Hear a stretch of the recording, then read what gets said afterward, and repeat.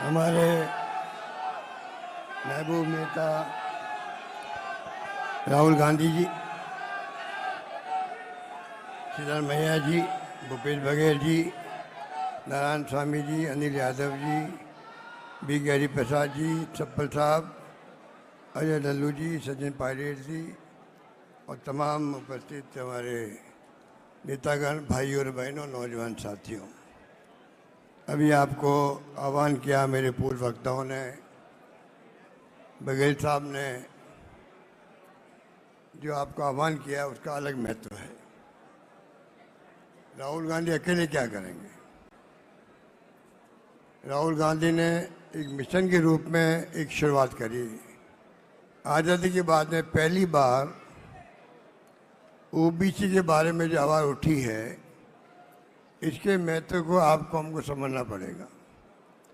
अगर आप यहाँ आए हो तो आप अधिवेशन में आते हैं, वापस जाते भी हैं संदेश लेकर के। ये संदेश अलग तरह का संदेश है। आप जो यहाँ बैठे हुए हो वो कार्यकर्ता नहीं है, अधिकांश लीडर्स बैठे हैं, उन्हीं को बुलाया गया है। तो आप समझ सकते हो कि आपको भौलावण देने के लिए, जिम्मेदारी देने के लिए बुलाया गया है। आप लीडर्स हैं, गांव में हो या कस्बे में, जिले में, प्रदेश के अंदर, उन्हीं को बुलाया गया अधिकांश लोगों को। तो आप समझ सकते हैं कि ये सिलेक्शन क्यों किया गया।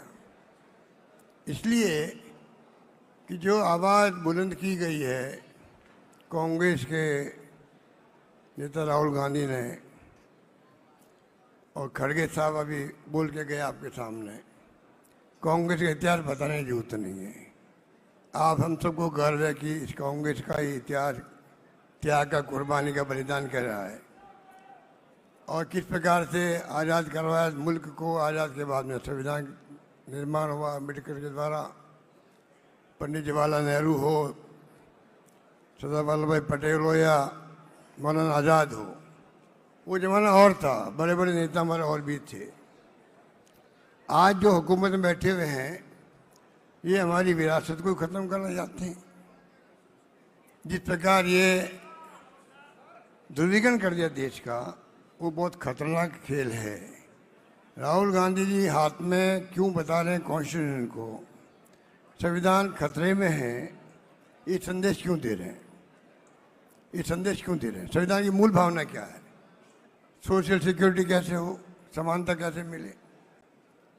और जब इन्होंने खुद ने भारत जोड़ो यात्रा करी, जब इन्होंने खुद ने न्याय यात्रा करी, तो आपको समझ में आ गया, जैसे गांधी जी को समझ में आया था जब महात्मा गांधी साउथ अफ्रीका से आए थे, उनको भी पूरे देश की यात्रा करनी पड़ी। तब देश को समझा उन्होंने, और समझने के बाद में जो नेतृत्व दिया देश को आज़ादी जंग के अंदर, उसमें हमें कामयाबी मिली। आप समझ सकते हैं जैसे महात्मा गांधी को कामयाबी मिली, उसी प्रकार कामयाबी राहुल गांधी को मिले, इसमें हम सबका संकल्प होना चाहिए, संकल्प होना चाहिए। इसलिए मैंने कहा ये आप जो आए हो, ये संकल्प लेके जाएंगे, जाकर के आप जो ओबीसी जाते हैं उनको पहले समझाएंगे कि आपका भला कहाँ पर है, कौन सी विचारधारा है जो आपके समाज के अंदर, समाज के हित के अंदर है, देश हित में है। ये आपको बताना पड़ेगा। कई राज्य ऐसे हैं जहाँ पर ओबीसी की जाते हैं कांग्रेस के साथ नहीं है। हमें इस बात को स्वीकार करना चाहिए, स्वीकार करना चाहिए। अगर स्वीकार नहीं करेंगे तो हम सुधार भी नहीं कर पाएंगे, सुधार कर ही नहीं पाएंगे। और सुधार कर नहीं पाएंगे तो फिर राहुल गांधी जी अकेले बोलते बोलते कैसे काम चलेगा। ये लड़ाई लंबी भी है, आसान नहीं है। आपको संकल्प जो आज आए हैं, आपने एक इतिहास बनाया हमेशा के लिए, बरसों बाद में भी आपको याद किया जाएगा कि आप गए थे तालकटोरा स्टेडियम के अंदर। इसलिए मैं कहना चाहूँगा, अभी नहीं तो कभी नहीं, दिमाग के अंदर रखो, अभी नहीं तो कभी नहीं। अभी इस लड़ाई को आपने नहीं जीता, और लड़ाई जीतने के लिए दिल जीतना पड़ेगा आपको, समाज का भी, जाति का भी, अपने क्षेत्र के लोगों का भी। आप राजनीति में कार्यकर्ता हो, और इसलिए जरूरी है कि हम कैसे आवाज़ को बुलंद करें, जिससे कि जो राहुल गांधी जी ने न्याय योद्धा के रूप में शुरुआत करी है उसमें आप कामयाब हो सकें। ये कामयाबी पूरी कौम के लिए, जिसको हम कहते हैं कि 50% 60% है, उसका भला तभी होगा।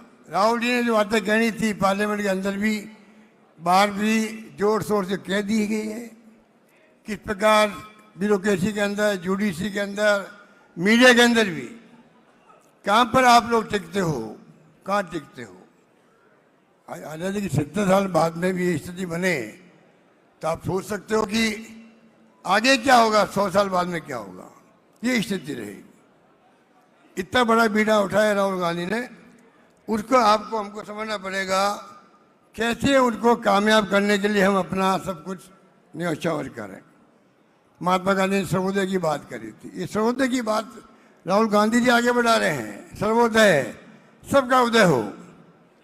अभी उदय किसका हुआ है कहने की जरूरत नहीं है। गरीबी अमीरी की भी खाई बढ़ती जा रही है। हम कहाँ टिकते हैं? ओबीसी के लोग, एससी के लोग, एसटी के लोग, माइनॉरिटी के लोग भी।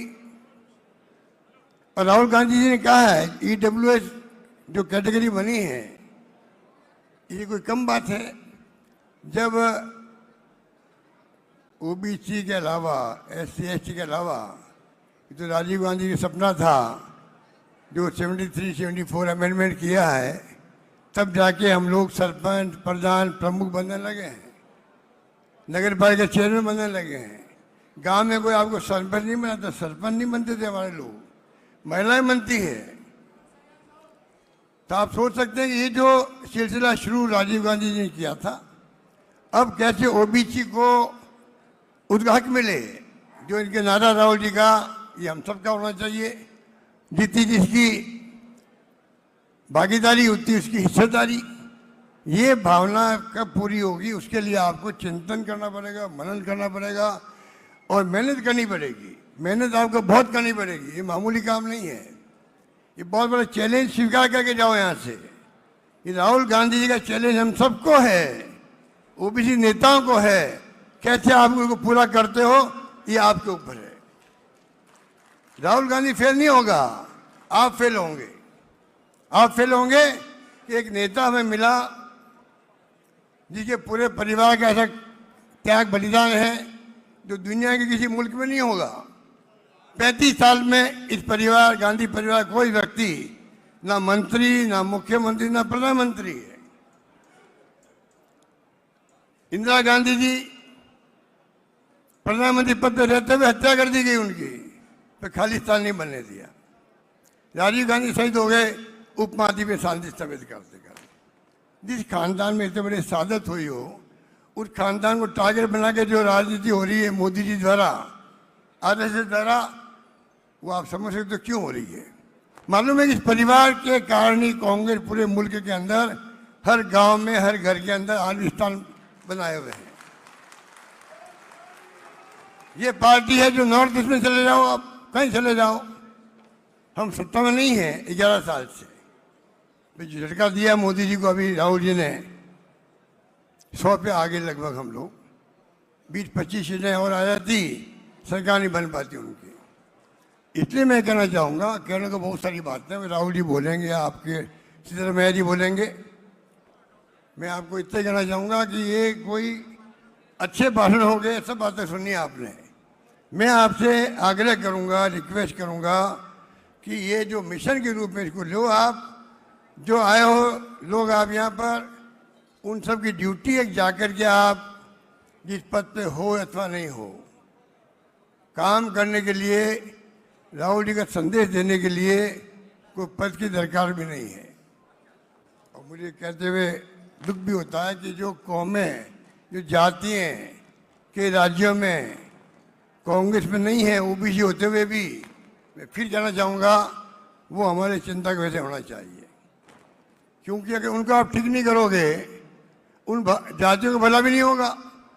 जो राहुल जी ने जो मामला उठाया है ओबीसी के लोगों का, अगर जातीय रास्ते पे नहीं आएगी और ध्रुवीकरण धर्म की राजनीति होगी देश के अंदर, जातिवाद को भड़का के गुमराह करेंगे उनको, तो कैसे आपकी जाति का ओबीसी का भला होगा?